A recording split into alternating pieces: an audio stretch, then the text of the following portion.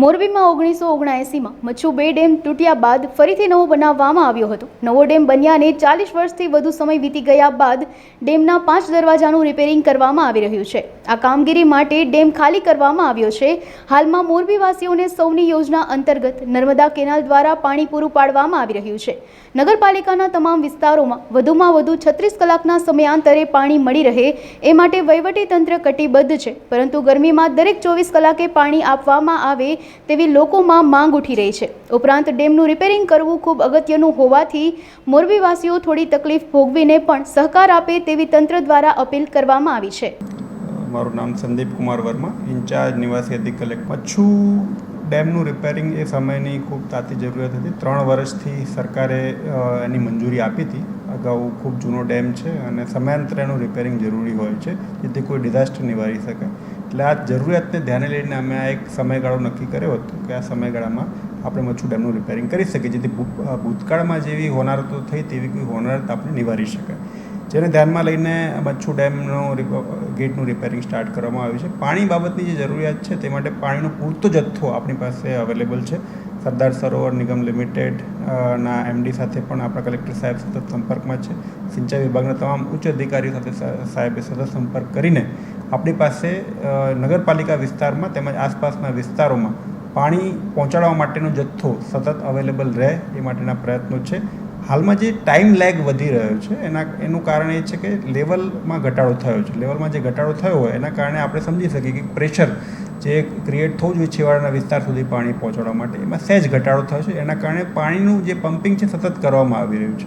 એટલે અમે હાલમાં મેક્ઝિમમ 36 કલાક સુધીના ગાળામાં લોકોને પાણી મળી રહે એ માટેના પ્રયત્નો કર્યા છે।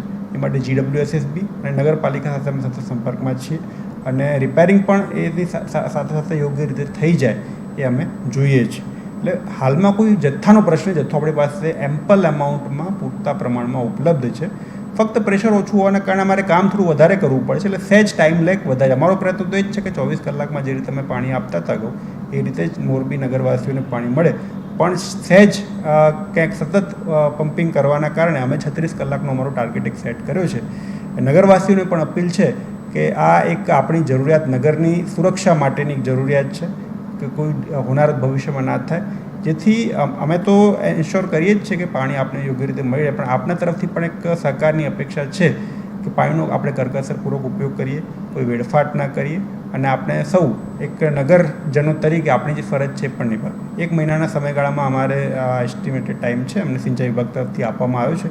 અમે એનું ડેઇલી મોનિટરિંગ કરીએ છીએ, કોઈ કારણોસર આમાં કોઈ વિક્ષેપ ના આવે એનું પણ અમે મોનિટરિંગ કરીએ છીએ। દેવેશભાઈ ને વજેપર વિસ્તારમાં રહું છું। હા, તો હું અહીં નગરપાલિકાએ પાણીની સમસ્યા માટે આવ્યો છું। તો અત્યારે પાણી માટે એવું કહે છે કે તમને દર 36 કલાકે પાણી મળશે। તો અમે એવી રજૂઆત કરવા માટે આવ્યા હતા કે અહીંયા દર 24 કલાકે પાણી મળે તો પબ્લિકને બહુ હેરાન ન થવું પડે અને કોઈ હેરાનગતિ ન થાય।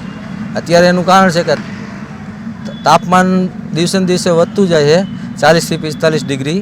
એટલે જેમ જેમ ગરમીની સમસ્યા વધે છે એમ પાણીની પણ તકલીફ રહે છે। તો અમે એ રજૂઆત કરવા આવ્યા કે દર 24 કલાકે પાણી અમને મળે તો પાણીના લીધે હેરાન ન થવું પડે, આગળ પાછળનો થોડોક સ્ટોક રહે પાણીનો, એવી રજૂઆત કરવા માટે અમે આવ્યા હતા। આ ડેમ રિપેરિંગ થાય છે એ બહુ સારી વસ્તુ છે, એ તો વાત ચાલતી હતી અને પણ એ બહુ સારું કામ થાય છે। પણ પાણી એ અત્યારે આવી હળાહળ ગરમીમાં પાણી પણ જરૂરિયાત વસ્તુ છે, કેમ કે દિવસે ને દિવસે તાપમાન વધતું જાય છે તો પાણી પણ ફરજિયાત જેવી વસ્તુ છે।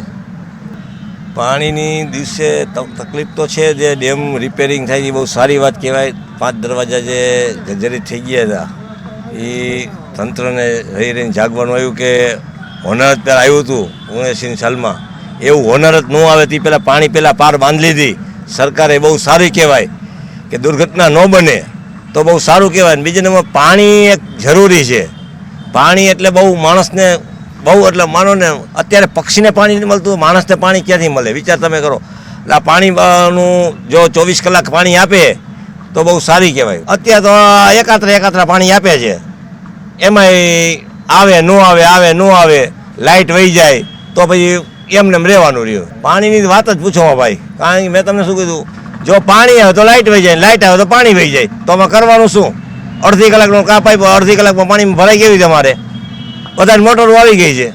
અમુક ગરીબ માણસો અગર મોટર ન હોય તો શું કરે? અમારી માગણી છે કે ભાઈ આ અડધી કલાક છે જે તમે થોડુંક વધારો અને પાણી બાબતમાં બહુ ગંભીર રીતે ધ્યાન દો તો વધારે સારું છે.